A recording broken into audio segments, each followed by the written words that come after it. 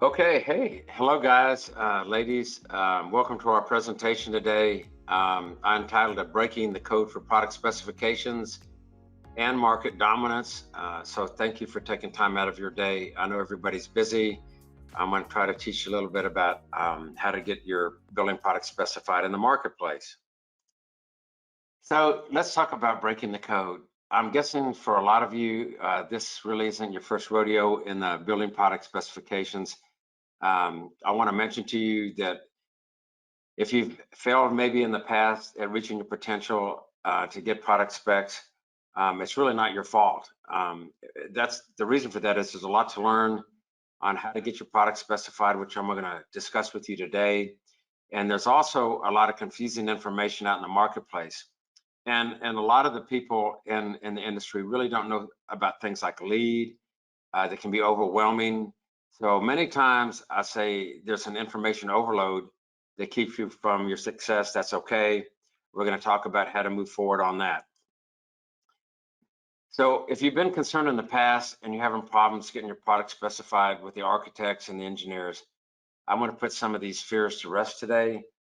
You can actually do this. Some people think they can't, but you can do this successfully.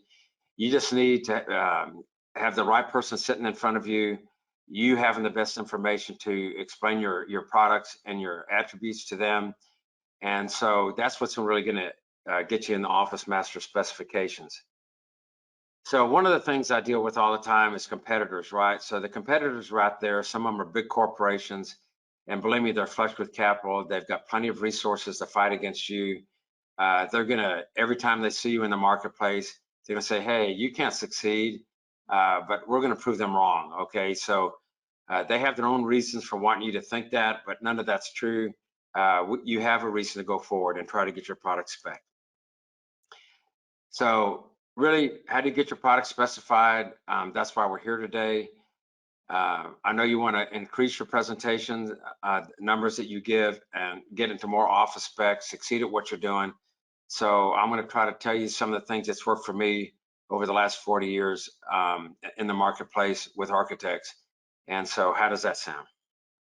So when I put this presentation together, I really had two types of people that I was focusing on. One is there's some beginners out there, they're neophytes in the market. There are people that are trying to understand the construction process with contractors, calling on job sites, putting out technical fires, working with architects, engineers, contractors, subcontractors. It's a mess out there. You have to have a blueprint on how you're going to reach out to these decision makers if you really want to get your product spec. So the other group I like to think about is I call them the experienced veterans. So there's some really advanced tools I'm going to talk in the second half of this webinar to give you some tools that maybe you hadn't thought about to get actually into the architect's offices, which is really tough to do today because still 60% of them are working remote. So when I put the presentation together, I just want to let everybody know there's something here for everybody. And really what I want to happen in this is for people is to go from zero to hero. That's a phrase I use all the time, and that's what's going to happen after this today for you. So really the presentation today is easy to understand. Really the only way for you to break into the product specification market and dominate your marketplace is to use what I call the initials A.S.P. So what is the A.S.P? So it's really the Architectural Specifications Program. It's a one-of-a-kind program. It's very cost-effective. It's going to get you in front of the architects where they can take your product and put them in your three-part specs in their project manual. There's other programs in the marketplace that can help you do this to a certain extent. Some of them are like the lead generation services like Dodge or CMD. You have CE courses you're out presenting. There's product databases. There's people like RCAT that have catalogs and online resources, BIM objects. All these things can work together to increase your specs. But there's only one program that puts those all together, kind of combines them all, and gives you a lot more spec opportunities. So I guess the question I'd tell you is like, why should you listen to me? And I'm going to tell you some ideas why you might want to. I built this architectural specification program process starting in really before 1985 when I actually started my own company to do it. So in 1985, I decided to leave a very large manufacturer in the concrete accessories business. I was their sales and marketing manager, and then ended up being the merger manager also. And so in the process of these years, I literally have worked with over 1,000 building product manufacturers to build specialized or specific product processes so that they can get in the specs. So I created everything on your screen there. Ron Blank and Associates, my architectural specification team, and our main website for continuing ed. Green CE, based in Portland, Oregon, is our sustainable company where we deal with lead documents, health product declarations, product category rules, environmental product declarations, and anything to do with sustainability, lead, USGBC, all those things are run out of that office in Portland. The C Academy, as you know, we do this. I'm just going to tell you, I hate to get in talk about the companies because it's really, this is to tell you how to get spec, but that company, we have about 50 live events a year, and we have about I think we did 28 web series this year for manufacturers. InfoSpec is all the lunch and learns. We administer all the reporting for about 300 different building product manufacturers that really, they do lunch and learns, but they don't want to have to report to like 20 different organizations like AIA, USGBC, RCEP, IDCC, all those alphabet companies. And then Spectrum is our really consulting company where we do a lot of rep training, where we have video training for people that are starting out in the business, how to call on architects, what is lead all about. We have a 2-hour video on that. So those are the companies. Plus, I used to own Specs Plus, which was the largest master specification company, and Master Spec bought that out. So how did I build this company to help building product manufacturers? Well, my story actually started back in the 70s. I was working for a company called the Burke Company. It's now called Meadow Burke. We were a leader in the time for all kinds of concrete forms, anything to do with concrete for power plants, bridges, tilt wall, precast concrete projects. When I started in that business out of college, I can tell you I didn't know anything. Really, I got recruited by this company, and I had to do just what all of you did. I just learned from the basics, going up and having people take me under their wings and try to teach me that business. I knew nothing about construction. I was never in the construction industry. Before I got out of college, I'd never called on an architect. I never called on an engineer. Didn't know how specs were developed. But here's what happened with me. I was a hard worker, and like all of you guys, you're hard workers. And I had an appetite to learn all this stuff and learn how to read plans and just how these projects were put together. So really, I just wanted to learn how to succeed. So in the process, I started out in sales manager, account manager, national account manager, national sales manager, and I just worked my way up. But in the process of this, I tried to learn along the way about everything about how to design hotels, office buildings, commercial buildings, airports, convention centers, schools, all these kind of projects.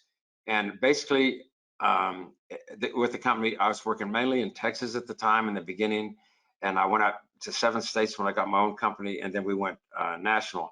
So what I found out is that I was struggling in every position I had to try to figure out how to get to the next level, if that makes sense. What's that quantum leap I've got to take to make my management happy about what I'm doing? And number one, how to increase my sales.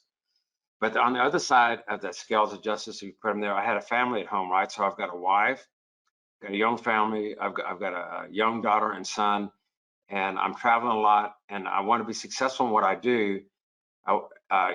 So how do you do that? You guys have that to deal with too. How do you balance your family and then your business where you want to try to get specified? So really, I had to figure out in the beginning, how do products get specified? All we did with Burke was call on contractors. I would go out and sell any kind of concrete accessory, chemical, forming system, directly job shacks with the contractors. They were my low-hanging fruit. You drive out, see the contractor, make your presentation, get a sale, and then your people deliver it, right? So my team used that strategy for years. We rarely called on architects, only when we needed to make a substitution or an equal and get submitted by the contractor to be on the project. And what we found out is our competition was killing us because they had architectural reps, and we started losing some of the bigger jobs that we needed to hit our sales goals. And so things weren't working for me, really. Maybe my goals were too high, but I wanted to get those big jobs too. So I had an epiphany one day, and I said, you know what? All those guys I'm always seeing in the project manuals are all in the specs. How come we're not in the specs? I didn't know. And so I hired my previous boss, Don Linsky, real polished guy. And I said, Don, I'm going to give you 7 states. There's 3 products I want you to take out that we need to build up our sales on, and call on architects. Every other week, I want you to go call on 25 architects, set up the appointments, and let's see what happens. So really, that was a game changer for the company, because we started noticing being in more project manuals in about 6 months. By the time a year and 2 years came, we were all over the specs, right? So in the 70s and 80s, when I started this program and I was learning myself about how to do it, this was totally revolutionary. Today, it's obvious you have to do that. In the 70s and 80s, calling on architects as a building product manufacturer was something nobody ever did, right? Very few people did it. So I told my guys, I said, instead of you just doing sales all the time, I want you to call on architects. I want you to call on the engineers when we have to. But there's guys over there called spec writers or the specifiers, and there's other decision makers, influencers in these architect firms. So how do we get in, reach them, get the product specified, or at least influence the specification to use one of our products? So I devised a system back in the 80s. My team today, 40 years later, we're still using that. We've refined it along the way, but it's simple, it's effective. And so all these things are things that you're doing, and you just want to do a little bit better, and that's build name recognition for your brand. I can tell you that there's a lot of companies that come to me that have really, really super good products. The only thing is, believe it or not, is that they never tell the architects about it. So nobody ever specifies them. So the other one, education of the design professional, not only about the benefits of your products through sales calls, but with the architect, it's actually going in, and if you can, do your lunch and learns or have continuing education online to educate them about your applications. Okay, the other one is identifying the projects, and so that's, like I said, CMD through BIM and the specs, BIM objects. There's a lot of companies out there that can identify projects for you, as well as the ones you locate when you go in and talk to the architect directly. And ultimately, you're going to get in the office master specifications when they accept that product. So really, when you look at those 3 things, it looks pretty simple, doesn't it? So really, it looks simple, but it's how you implement it. That's what the bottom line is in this. It's like, use these 3 key strategies, I call them, and it's going to make all the difference in the world for you. This is very true. Architects don't fill out purchase orders. I actually don't want to go into a story, but one of my friends who was an architect rep for a court surfacing material out of Spain, they actually got fired because they called him in and said he wasn't getting any purchase orders or sales from the architects. That just shows a company that doesn't understand how the market works in the United States. So what I was lucky. I had 120 direct salespeople working for me. We called on basically on contractors. I had some guys who were really good about working with architects, some that weren't so good, and they were the ones that were really getting our product spec in the project manual. So my key, way for them to go forward was, I said, look, you have to build confidence with the architect. And one of my favorite spec writers of all time, Tim Kirby, told me, he said, friends, he only specified products from his friends, right? Like I go in and say, I only specify with friends. So you need to be a friend with them, and you need to be their go-to guy, because an architect doesn't fill out a purchase order. So I've trained all the people, and thousands of people in different building product companies, either in going and doing them. I've done sales training for 120 people. I've gone in and do one for 26 reps. I just got asked by another company to come into their national sales meeting as an umbrella. They got 42 companies under it. I'm going to go try to help their people that are mainly independent reps understand what I'm talking with you about today. So I try to tell them they need to be a resource architect. So instead of waiting until the bidding or negotiation phase, I teach them that you go in and call the architects during the design development, and they call it CD or construction documents phase. So by doing that, you get in there early. I found that the building products they're getting more jobs. They're getting more specifications. And the other thing it does, it makes you successful so you can have a happy family life at home. So when I had these 120 reps, I had 38 branches in the US, Canada, everything was going great. I can tell you, just taking that bull by the horns, everything was great. But I can tell you, after a couple of years, I hit a wall. That's what I call it, man. I went right straight into the wall. So I couldn't figure out why in the beginning, and I tried to lay there and I figured out, and I wanted to take all these strategies I developed with the few architectural reps in our company, and I wanted to take them nationwide. So I wanted everybody to be in the same process, do the same thing every time they've been successful, use successful techniques, so that every man and woman in the company, we had a lot of women that were in sales in the company, they'd be trained to work directly with the architect instead of relying solely on these contractors and going to job sites. I tried to explain this to my management at my company that ran the company, and man, I hit a brick wall. I want to tell you, they were CPAs, they were lawyers that owned the company, and they didn't want to invest in any kind of education, basically for my staff or especially to the architects. And I didn't agree with them on this. I tried to change them. I did, but it was a long road. And what I found out, first of all, is education is the most critical way the most crucial way to get your product spec. And you just have to get your management team, if they don't understand that, to go along with you to get that done. So I was frustrated. I was disappointed. I kind of ran into this wall. These spec strategies that I created were working for my company, and I decided that I wanted to share them with other building product companies. And I wanted to get other talented people like you to see the potential in using these strategies and not just work with contractors. I'm an entrepreneur, obviously, with all those companies, and probably a lot of you would like to start your companies if you don't have one, which is awesome because you either make it or you don't make it, and every decision you make is your own. And one day I was thinking, and I just kind of had like an epiphany. I said, in order for me to make the income I need, which I was making really good money at the top of that company, but I wanted more than that, I said, I have to quit. After quitting my job, I have to start my own company. I had to share all these spec secrets that I learned by being out in the field and doing it myself and developed over the years. But I'm going to tell you what, it's a huge risk. You don't take that lightly. It's like I'm going to ask my wife, because she's part of my team, or she is the team really. I'm just on her team. I needed to make her happy about moving on from the status quo, if you want to call that, because I had a really great paying job. I had benefits and profit sharing and company car. I was at the top of the company. And I went home and I told her about this, and she didn't like it. Okay, so she liked job stability. She liked my work schedule. I was only traveling 2 to 3 days a week, so that was okay with her. So then after telling her, I had to ask myself, what's going to happen if I quit this job, start a new company? I didn't have a whole lot of money. Had some money in the bank, but my parents, they weren't entrepreneurs, right? They'd never started a company. My dad was chief of psychology for the Army. My mom worked for the Boy Scouts of America. They weren't people that are going to start up companies, right? They weren't going to take risks. They're not innovators.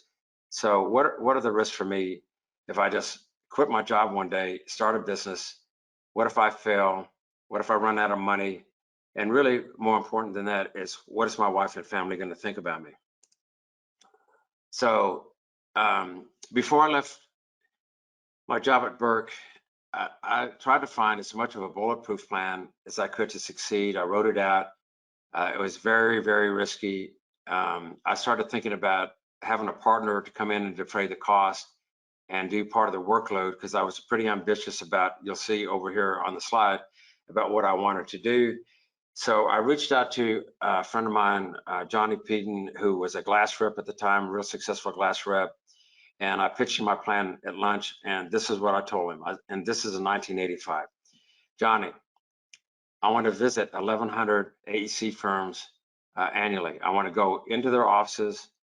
I want to make our product presentations for several companies, and that's just what I think it's going to do to get people to sign up for this. And what happened was, as you'll see later, is I traveled coast to coast for 12 years in the beginning. I was gone 40 to usually 38 to 42 weeks a year. My number one year was 1995. I was actually away from my family for 45 weeks, making architectural calls and doing marketing calls.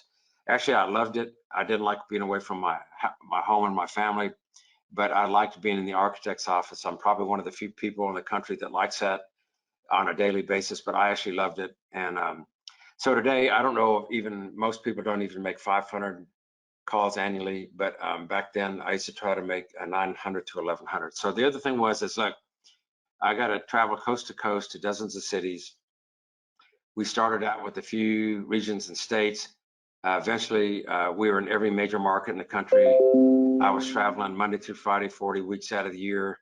And one of the things I wanted to do was distribute samples and brochures. So today, we're an Apple developer. We have our own proprietary software. We present product technologies to specifiers. But back in the day, we used to carry cases with wheels on them that had samples and brochures to leave at the offices, and we would update libraries. And it was difficult sometimes because you're in the rain or you're going to a skyscraper in New York City, whatever. It was tough. But really, that's what it took to get the job done. The main thing was representing multiple product lines. So instead of just doing Burke's products now, we wanted to start out, and depending on the city that the building product manufacturer signed up for, we'd have mainly sometimes between 5 to 8 different product lines we were taking in. I didn't want to be confined to one CSI division. So we had everything from glass to, Acme brick to paints, concrete sealers, whatever. And we had to make a separate presentation for each one and have different specification strategies for each one. But that was the only way that we could get all these products in the Office Master specifications.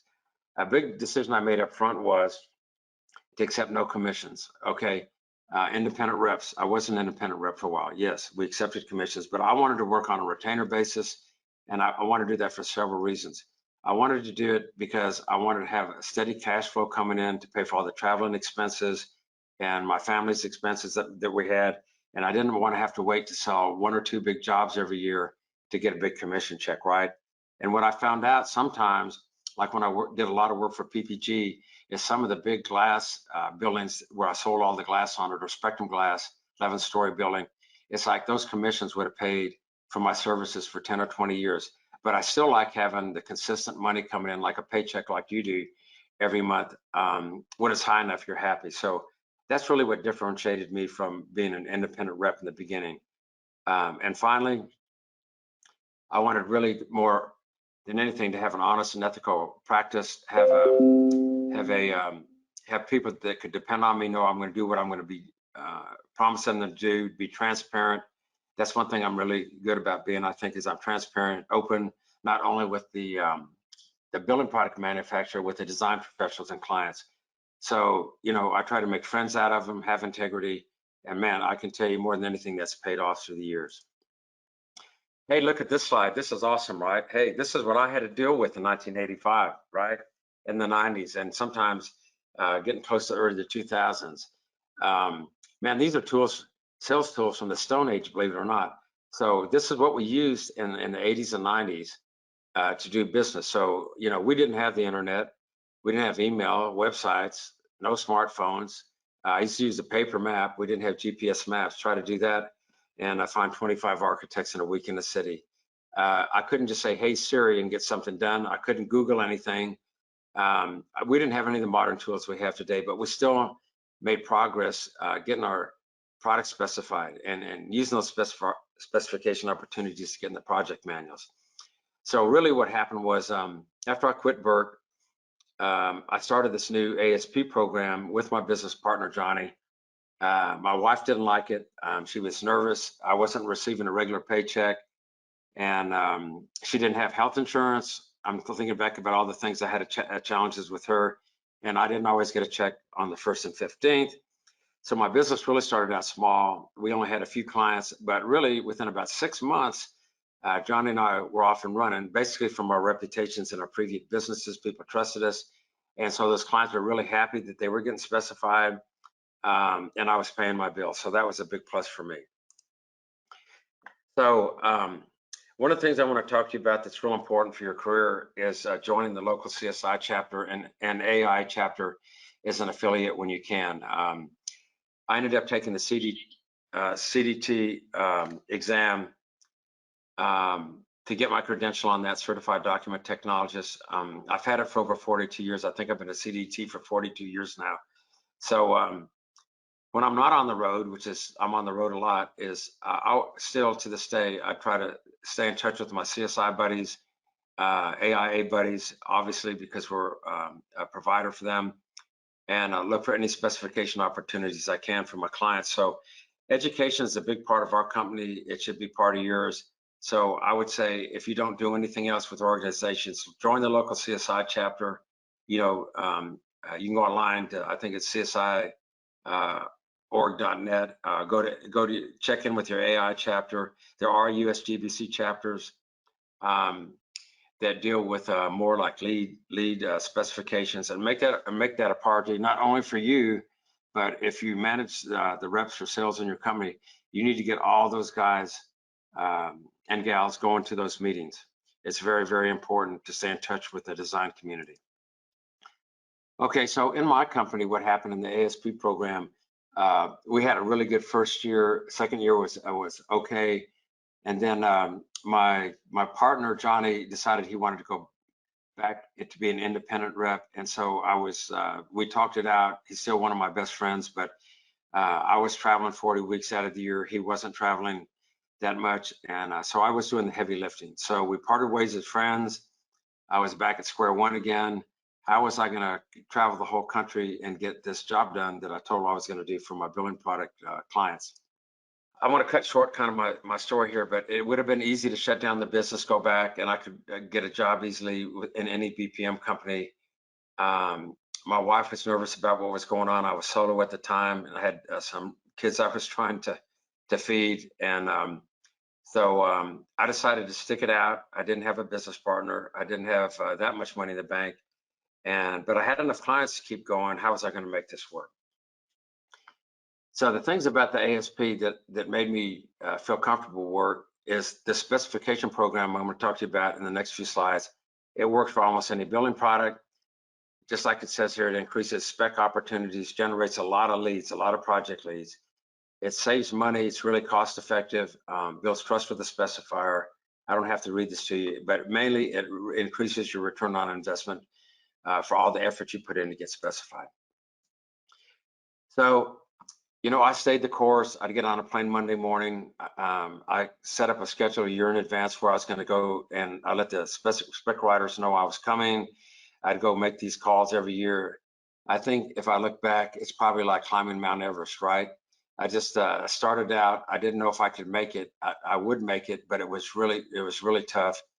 And as I did this traveling, I also made sales calls, and then I talked to them at trade shows, and I ended up with a lot more clients. And so I needed a lot more people to work for me. So I ended up with offices in Houston, Kansas City, Norcross, Georgia, and of course in San Antonio. And I will tell you one thing, and I think all you guys realize this is, man, you cannot do it without the support of your wife, your husband, significant other, and your family. I mean, you just can't do it. If they're not behind you on this thing and you're traveling a lot, you're not going to make it very long. So I was lucky I had that. I didn't have a whole lot of money to hire extra people or an assistant, and but you know, somehow between my credit cards and my new clients, it worked. It wasn't always easy. So I started Ron Blank and Associates, and then you know I decided to start other companies that wanted to deal with lead documentation, health product declarations, doing webinar series. So I started these other companies, and luckily for me, all of them were successful. So at the end of the day, really, my wife still's happy with me, my kids are happy with me, and I have some really successful businesses I'm happy with. And I want to share some of the information on that with you, which is how do you get those products specified? You don't have to go through everything I went through. You don't have to travel so many weeks, but how do you break that code to get the product spec? So several of the programs that I've worked up and built strategies for, is really to get you out of the contractor's office into the architect and design professional's office. So they include what you've got now, probably a lot of you, is AI education courses. You know, I've got a whole team, that's all they do every day is write courses. You know, we've got 20 or 25 courses in there right now in some stage of development with building product manufacturers. If you need that, I've got my information at the end. This isn't a sales thing, but you just call me and I can hook you up with that team. But you know, here's what's happened. If you go down that list that I just talked about, it's like, what don't you see on that list? Well, what you don't see is that architectural spec program I talked about. So that's what we're going to focus on today. How do you get in the architect's office, and how do you make this program work for you, this process work for you? So I've got a case study here. I might have some people from Costantino on here. They could tell the story too, but back 2002, 21 years ago, Costantino built a 75,000 square foot headquarters and distribution plant.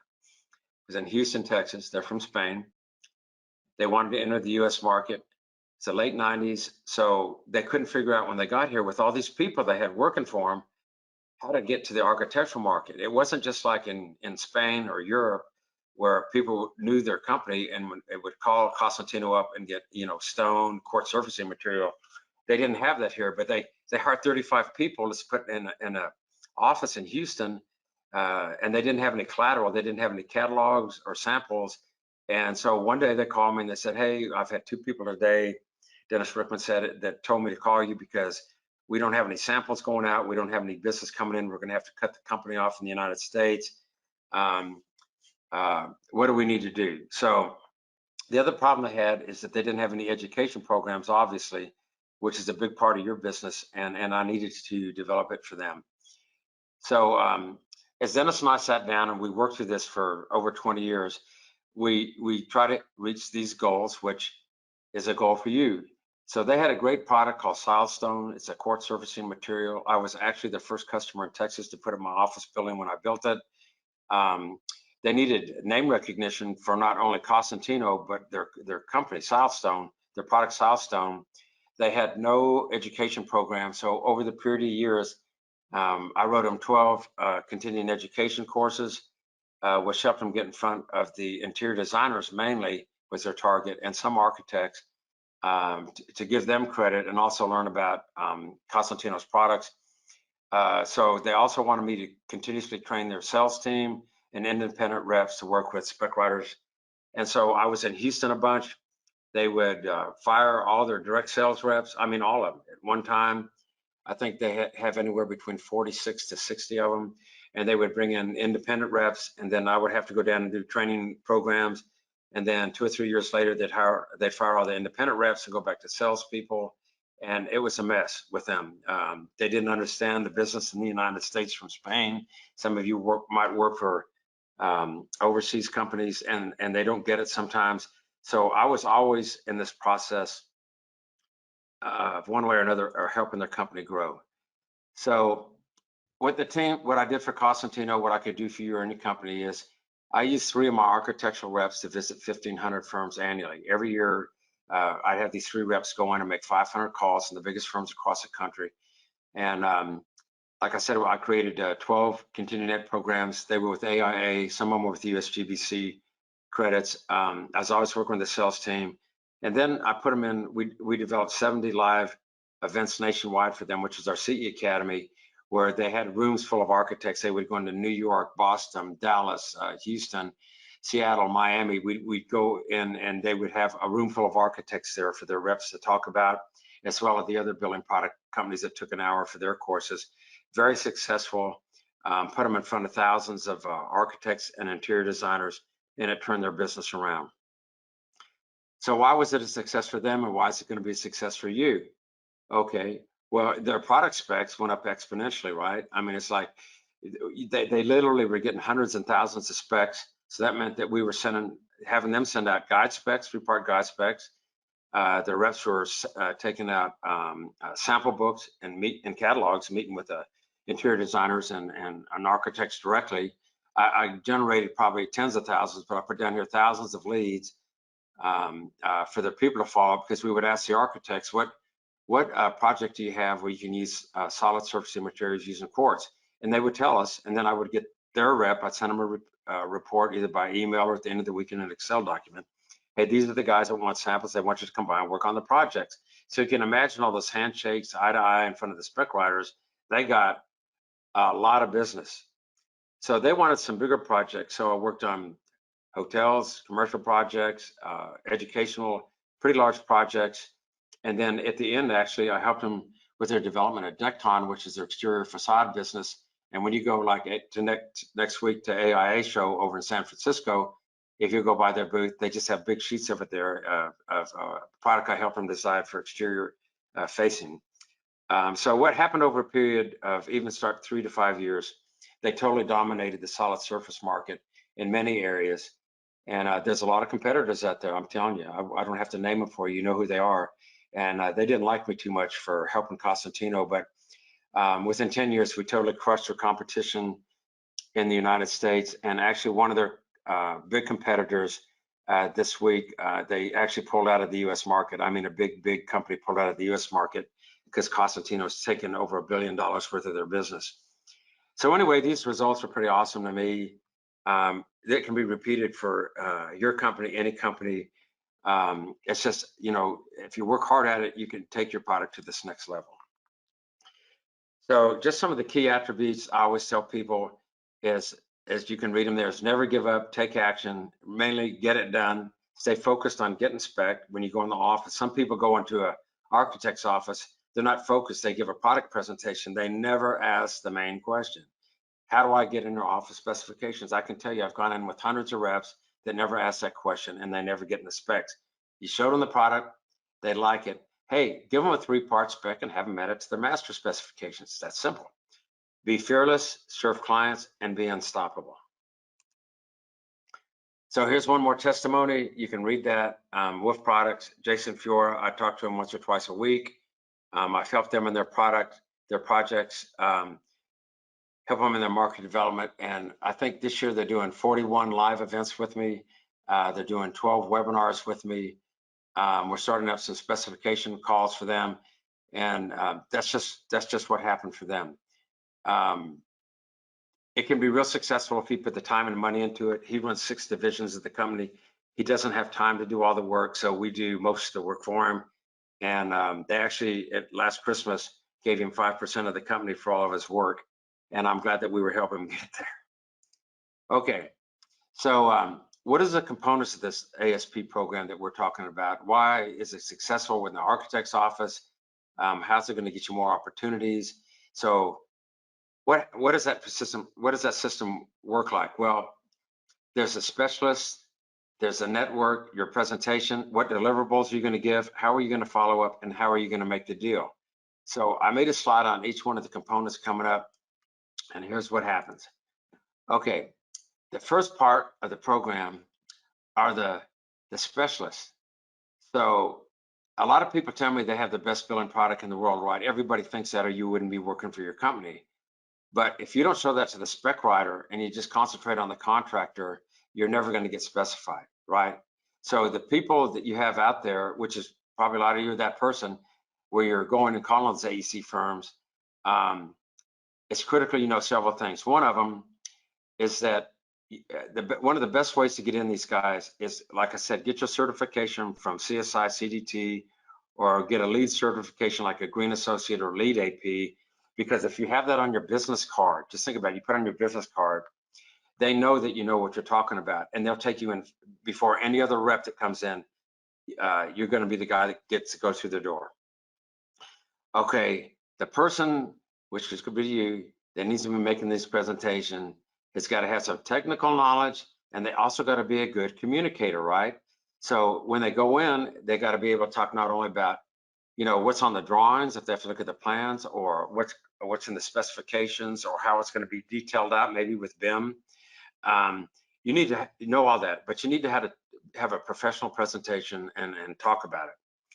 So the other thing about it is, like, every rep that goes in, really needs to be friendly and make friends with the spec writer. So he wants to see you when you come back, and you want to be that. I guess the best way to say, you want to be a valued member of his team, the go-to person to go to. And the biggest thing you can do probably is not be a salesman, right? The good architectural reps don't sell anything, right? They educate, they assist, they answer questions for the guy. They come in and do continuing education programs at lunch. They're not in there to sell anything because the architect's not buying anything. The contractor's buying it. So just educate them to specify it correctly. So the other thing is you got to be honest. You got to be ethical. And man, if you need anything, you need to be persistent, right? If you're not calling on that architect probably at least every 6 months for the average architect, and just dropping by and finding out what projects he's got on the board and how you can help, you're probably wasting your time with him. And you need to have an open mind about learning new things about your products and how the competition works. Just be willing to learn all these new things. So the bottom line really is for our companies to have the best people in the industry presenting the products. These people have to know their competition and fight against them in a positive way, not a negative way. They need to invest the money. They need to invest their money in programs that are going to work. There's a lot of people that have programs that aren't working because they're not following some of the rules that we talked about here earlier. So, and invest in good people, make sure you have the right person in the right seat there, and have a really high-performing program. So the next component, I guess you call it, that we're going to discuss is the network. So the network is really a lot of things that you're seeing there. It's all of your reps. It's your databases that you have on the architects, on your products. It's all the admin personnel in your company that help you, follow-up procedures, working with social media, which is huge. In our company, we're on LinkedIn and Facebook like instantly every day. What are the schedules setting up for your product reps? Why are they going there? What products are they representing? What's the ROI? What's your return on investment when you have somebody going out there and calling? Are they really bringing specs in? Are they looking for new AEC firms when they go in? Like you're walking down the hall in an office building and you see a new AEC firm, architect firm you haven't called on before. Just stop in there and find out what's going on with them, right? What projects they have going. Talk to the spec writer or project architect for a minute. Put them in your database. What are your follow-up procedures? All those things. Okay, so all the product reps, they're product reps because they are networkers, right? So just build those relationships with the spec writers through your office visits, lunch and learns. Lunch and learns are a whole other topic. I could talk about half an hour about how to do that a little bit better. Trade shows. We go to every major trade show. Save those leads. Some of them are just people kicking tires, right? They're not going to ever use your product probably. They may be in a kind of industry where they can't, but there's a lot of good trade show leads that come in that you do need to follow up. And one of the big things I recommend is what do I say? Training events in your company where you can all get together and talk about how you and the other reps about how you can do the job better. Work on your social networking. So really, in the network, there's a whole lot of people, and look at it as like I tell my reps, I want to see an outcome. I want to see some numbers and outcome. I don't want to see people doing just activities and staying busy. I can tell you, I've got one guy in my company that's soon to change that I'm not happy because he can't show me the numbers, right? He acts busy every day, but at the end of the day, he doesn't have the numbers there, the number of calls he should be making to help. So you have to make sure also that the rep you're working with is the right person in the right seat. Okay, so you've got the best reps. You're the best rep in the country in your industry. And what about the presentation, the deliverables that you have to have? And what I'm talking about on this, it's a proprietary presentation. It's not your continuing ed program. It's focused on your best products or high selling products. In the old days, and some of you probably still use this, is we'd go in with like a leather binder. I'd have project photos, I'd have samples, I'd let them handle those, look at them. They'd see what you have, and it was kind of like passing samples around and trying to get in the specs. And a lot of times these were bad presentations, actually. They didn't get to the point. And then we started using computers, which you had to recharge all the time. They didn't work out. Now the iPads and stuff, the laptops we use are better. I always told my guys, I said, I think I'm dying from death by PowerPoint. You know, that's a common experience in the architect's offices. Is like quit using PowerPoint so much and use more proprietary software and communicate. Our company is a huge Apple developer. We develop interactive presentations for manufacturers across the world. We've had our own presentation software for probably 12 years now. So here's what's happened in your presentations, right? And I'm talking about specific product presentation. I want you to ask yourself when you go in, the big fallacy of people going to make architectural calls, they think that they just go in and show this stuff off and magically their product's going to start appearing in project specifications. Not going to happen. So one, what is your visit for? What's your goal going in? Hey, I'm going to show them this product. I'm going to try to get it specified on this project I heard he's got, and I am going to ask for the to be put in an office specification when I leave, and that's going to be the bottom line for you, right? If you get that done, you won the game. So a lot of people don't know enough about their product. They just kind of skim over the top. They don't even have answers for some of the questions the spec writer is going to ask. So make your presentation easy to understand. Another one is being participatory.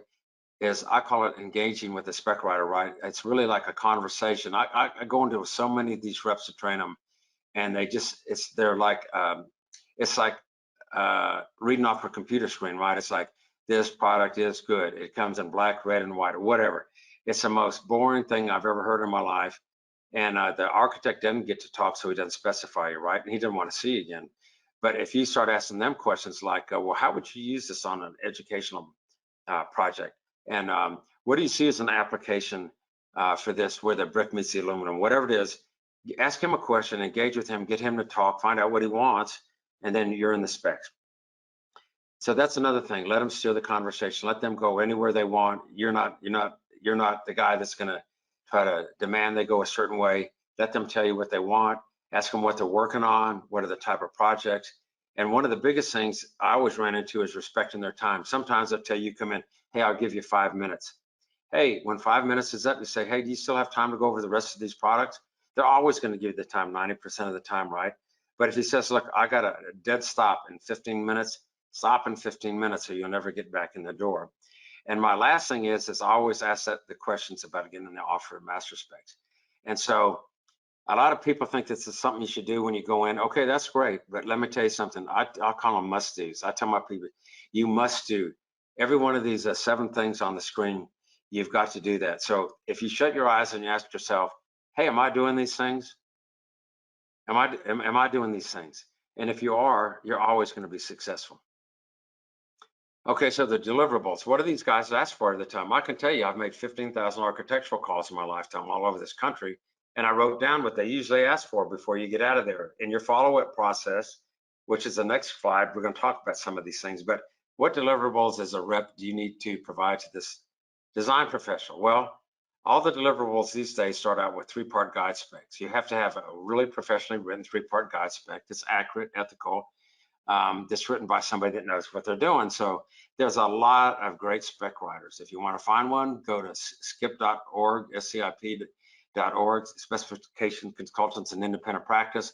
You can call me. I've got 2 or 3 that write hundreds and thousands of specs for my companies every year, but have some really good guide specs because they take that, they go to that project section, CSI section, they take your spec and they can annotate it and they can change it to their project, and they'll drop that in every time over just a generic spec they have. Okay, number 2, you want to have samples that you can pass around. Let them see it, feel it, let them believe in the product. I see some horrible samples going that have been used 1,000 times. You need to throw them away. You need to go on with something fresh. Okay, technical literature. Man, if you don't have that, you're dead, right? Especially when you come to lead documentation. Drawing details, got to have your CAD drawings available mainly online. BIM is the big gorilla in the room right now. Just worked with RIM, which was BSD. I worked with Matt. We just gave a big presentation on BIM for about an hour, and it's amazing how using those BIM objects now, they can actually pull in the specifications with them. The architect drops them in on the plans. The specifications get written around them. It makes the job so much easier. So make sure that some company, there's 2 or 3 really good companies out there. Call me if you don't have one. BIM objects is the one we use. Is like, use them to get your BIM objects. If you don't have them, you're going to lose a lot of work. Lead documentation. Okay. A lot of people think about this. A lot of people think architects are the only people they need to talk to, right? You're an architectural rep. That's your title. Okay. The other group that's out there is the lead green associates and lead APs, right? So how many architects are there in the United States? There's roughly 120,000 architects. I've got them in my database. I've got their information, right? 90,000 of those people get an email from me with my educational stuff I'm doing that week, every single Monday. Okay, and you can be on there too if you want to. You just got to call me about your courses and stuff. But what I'm saying is there's 220,000 lead professionals out there, and the APs need 30 hours. The green associates need 15 hours every 2 years. Multiply that out. That's like 5 million credits those people need a year. Where are they going to get them? They got to have a GBCI course, right? A US GBC course. Their educational arm is GBCI. We send thousands of credits in every day for the lead courses that we give for online. People giving them face-to-face. It's lunch and learns. So don't forget about the lead people. Have your lead documentation in place. Right now, we're in lead 4.1. In September, not too far down the line, lead is going to vote on 5.0. It's all brand new. There's 2 new more material and resource credits that you can get that you don't know about. There won't be in your lead documentation until you get them put in there. If you need any information on that, I'm going to have my information, then call me. I'll tell you what those lead credits are. I'll tell you how to get them written, and I'll tell you how to get them in your lead documentation so that when you count them out to the lead architects, 220,000 of them are lead professionals, you're going to get the job every single time because your competitors aren't going to have them on their lead sheets. Okay. Also, make sure on health product declarations, environmental product declarations, any kind of the certification programs, you have those documents if you have them. Especially health product declarations. Every lead project that goes out you're going to have an HPD or health product declaration. They're not expensive to get done. There's no hocus pocus to it. You go to companies like Elixir Environmental or one of the 7 companies worldwide that write those for you, and for a few $1,000s, you can get this document that just takes you right in the front door of every lead professional. So I'm going to say, when you look down that list, if you're lacking any of these are essential tools you have to have. You just send me an email. Hey, Ron, who do I work with on BIM? Who can do my lead documentation? Who can write 3 part specs for me? And it doesn't cost you anything. I'll give you some names of people you can talk to that we use and can help you get through that to those roadblocks and not having them.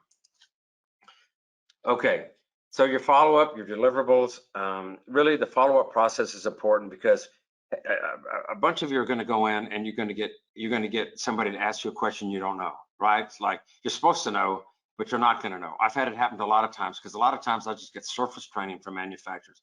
The guy says, well, how do you make that aluminum extrusion fit up against this glass? What is the connection there? Well, Mr. Architect, I don't have that answer for you. That's something that one of their engineers or salespeople is going to have to explain to you. So is it okay if I have PPG Glass get in touch with you and they can help you with that detail or give you a BIM object to drop in your plans? Yes, okay. So you've got to answer the technical questions. You also have those deliverables we talked about in the previous slides, but never BS an architect that you have an answer that you don't have, because if he finds out you really didn't tell him the truth, you're never going to get back in the door, right? The other thing I love more than anything probably is coordinating lunch and learns and getting people in some aspect, either online or lunch and learn, in front of the architects. It's very difficult today, as you know. I want to say, except for the big firms like HK, Gensler, Perkins and Will, those people who have hundreds of building product manufacturers trying to get their architects every year, and they schedule them way in advance. A lot of the medium-sized firms and the small firms of 5 architects are left. That's 60% of the architectural database. They're home. You don't go into their home to make presentations, right? So you need to set up those when you can. If you need any help in your area, like say, hey, I'm going to Chicago and I'd like to have some lunch and learn set up. Can you give me 5 or 10 firms that will, and some contacts? I'll give you that. It doesn't cost you anything. Just let me know. I'll help you get in the front door with those people. Okay, so another thing is sometimes you go in and they say, hey, I had one in Cleveland one time. The architect I went in, again, it was a curtain wall system, and the guy said the PPG Glass guy hasn't got in touch with me, or curtain wall guy hasn't gotten in. I'm doing a courthouse. I had this huge expensive glass on the front on the entrance, and I'm not getting any help. Okay, so I get in touch with the top people, and of course they get their rep over there. But that's what I call an additional spec meeting, right? They want to have you come in or your team come in and talk to them how to solve a problem that they got on plans, right? It's too wide, it's too big, it's the wrong color, whatever. And then once you hand that off to them, you're automatically in the specs. So that's like a big piece of pie, right? I'm gonna put the last slice, or in a puzzle, I'm gonna give you the last piece of the puzzle now, the deal.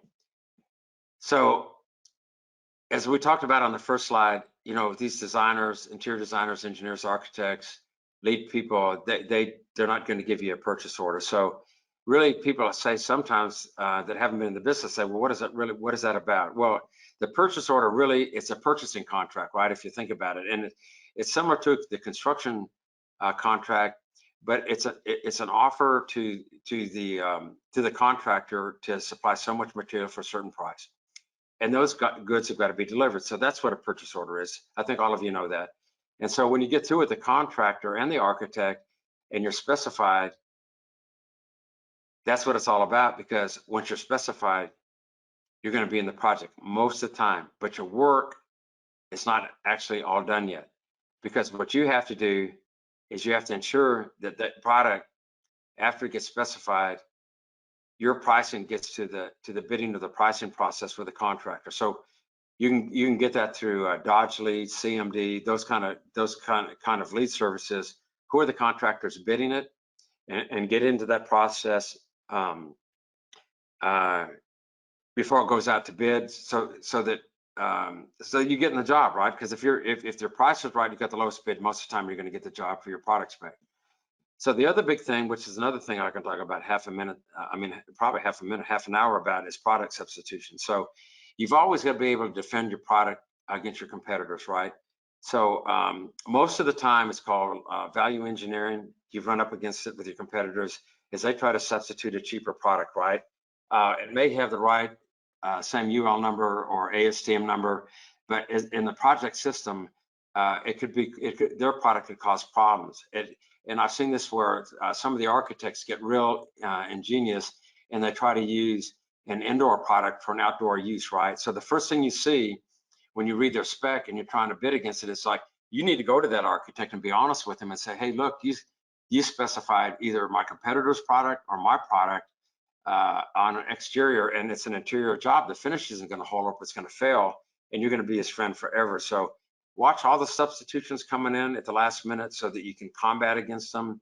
Yeah, because the last thing you want is a callback or have to go to a job site meeting where your product didn't work or your competitor's product didn't work. So really, when it's all over, you just start all over again, right? Every new call in the architect's office is a new way to start, right? It's the new beginning. So let's talk about using some of these basic steps, I call them, to be successful in the market. So I think I've told you 5 different deals here that you can think about, contemplate, use these steps to succeed. So in your mind, all you've got to be thinking about after this is, look, how am I going to implement this? So what really do you think, if you could think of one thing in the marketplace that's keeping you from getting your product specified, what is it? Is it your competitor? Is it because you're not making enough architectural calls? It's like most of the professional architectural reps out there are making at least 100 calls a year. We'll talk about that in a minute. It's real easy to do that. That's how I started my company, just making those calls. So it's kind of, I gave you a template here for the long journey that you're going through. So I guess you have to ask yourself, if I use these tools, am I going to be successful? And you are going to be successful if you do these things that we talked about. Okay, so be a little excited about the things we discussed. I know a lot of you probably overwhelmed, probably a bunch of you, your pencil has run out writing down notes. So I'm going to talk about how to make your job easier here for a few minutes and give you a special offer. So, you know, that's my company. This is what we've done for 38 years now, is the architectural spec program I developed. And so we have people that, like your companies, that either don't have enough architectural reps, they only have offices in certain parts of the country, or they just don't have an architectural rep program in place, and they hire me to do that. So how does that program work? So a lot of times we're hired to be a complement or to supplement a company that say, like, they have two managers. They have an Eastern manager and a Western manager. Obviously, you're not going to be able to call on 120,000 or even 150 or 20,000 architects in a year. And they want that extra coverage, so we just complement what they do. We turn all the leads over to the regular reps to follow up on, but we have to go in and develop those project leads. So what happens? So in the A.S.P program, we develop, we go nationwide, everywhere from Miami to Portland to New York City to Miami to San Francisco, wherever it is, that's where we go and make these calls. We have 10 different regions you can choose from, because some of the companies, to be honest with you, they're only certain parts of the country, like Acme Brick. I only have the Southwest for them. That's where they produce their brick. They've been my client for like since the beginning, and I can only do like one region for them, because that's all they want to go out to. They can't ship brick across the United States. That's okay. I can help them in the area they want. The other thing is that we always get from the architect a list of the current projects. And the good thing about this is, like, we're way ahead of Dodge or CMD, anybody else, because we're in the architect's office when they're really in the beginning preliminary design stages, the planning stages. They trust us. We've been working with them for 40 years. We can get that information. We can say, John Smith, HOK, Dallas, here's a phone number, here's an email. He's working on concrete floor polishing right now. That's the product you specify. It's like, you need to get in touch with him right now. He wants to talk to you about putting the right product down. That's the kind of leads you get. You get leads and how to follow up with them. And that's the hot leads go directly to you. If a guy says, I need to talk to him right away, we're going to get with you, and you can respond. Because if you don't respond quickly, right, they're going to just move on to a competitor. So all these products we have, these are some of my products that have been successful through the years: Costantino, Scranton, Eagle Roofing, Pollock, and really hundreds of more. We do like 200 or 300 products just on our continuing education program. But we start with them. I'm working with another company. I just been working with them this week. We gave a seminar last week. It's called the Spec Shaman Summit. If you ever want to go to that, you can just email me. We had building product manufacturers come in from the management side, and the marketing managers, sales managers. We went through a 2-day program like we're talking about here of how to do this. We gave them my book, and it's a program that you might want to attend that's a little bit higher level than this, but we helped all these companies. Okay, so what does this program do for you? Like I said, it works for every building product. It works for small companies. I have $2 million of sales companies to billions of dollars of sales in companies that work with all company sizes. It's good for manufacturers that are starting out, or at least just starting some kind of outreach to architects. There are some manufacturers that have been around for a long time. I can tell you a long time, and they hire us because they just need extra support in the field. They can't do it all. It's cost effective because the fees are so low. And the main thing is it helps a lead pipeline for you to follow up on, where you can literally get hundreds of leads on projects every month in these reports that we send you that you would have never known about because they haven't come out for bid yet. So when I first started out in this construction business, you know, I did run into this roadblock I talked to you about. I didn't know how to get products specified. I created this A.S.P program myself. I spent years in the field. You can imagine, after 10 or 15,000 calls around the country, perfecting the program. I spent hundreds of thousands of dollars to make this specification tool work. And so I don't want you to recreate the wheel. I don't want you to have to go from the beginning and say, hey, I'm going to not have all these tools. I'm not going to have all these things that can work for me. So according to a lot of our clients, I've got a lot of testimonials I could show you. It's like, this is really one of the best programs in the industry to get your product spec. So I want you to consider that. So really, again, it can work for your product, any product. You'll get more spec opportunities. The good thing about it on this one is you don't need any technical or coding experience, right? So you don't have to be an Apple developer to develop your presentation. We do that. We take all the heavy lifting for that. I'll make you the best cutting edge presentation for your products that you've ever seen, that you can take out every day in the field. I'm going to build a pipeline of projects for the reps, and I'm going to give you all kinds of ROI data and metrics on the firms that you want. You say, hey, Ron, Perkins and Will in Kansas City, what can you tell me about? Come and say, okay, look, this is the type of projects they do in that office. This is the spec writer's name. This is the continuing education contract. This is 2 or 3 of the project architects. This is spec writer's name. Everything that you're going to need to be successful when you go in there. What current projects do they have that they were working on the last time we went in? All this stuff that you're not going to get from anybody else. I've got it in my database. It just takes a call. Just think about it when you're going in to see somebody. You have every piece of ammunition that you ever need to get in their specification. So one of the things I want you to think about is some bad habits. I'm just going to go into this for a minute that I've seen and watching hundreds of presentations by product reps. It's like when you go in, I guess the best thing to say is these are some things you can think about. Being proactive, right? Be positive. And one thing is don't be negative about your competitors right there. Everyone is passionate about your products. Lead by example, invest in winning programs, all these things that you see here, and especially don't quit on yourself. If you don't get that spec, just think your competitor got it, and just go back for the next job, right? Get in the next project, don't give up. So if you had, answer this question, if you had a successful specification program today and you could reach these top 700 architectural firms in the country, how much would that be worth to you? How much would it be worth to get thousands of leads, to have someone on my team, an architect, talking to thousands of architects possibly for you during the course of the year? And we can take you step by step through every process that you could ever have on who to call on at any firm you want to know about and what projects they're working on, invaluable information. What if we gave you all these different tools to give you everything you need to succeed? It comes down to that fork in the road, right? So the first option is what a lot of people do, they don't do anything. They get off the phone, they forget about it. They might take some of the tips and they might utilize some of the tips. Hey, they can do nothing, right? And nothing changes for them. And if you don't change, it's just like Einstein said, if you do the same thing time after time, it's not going to change. Then you're going to be in the same boat next year.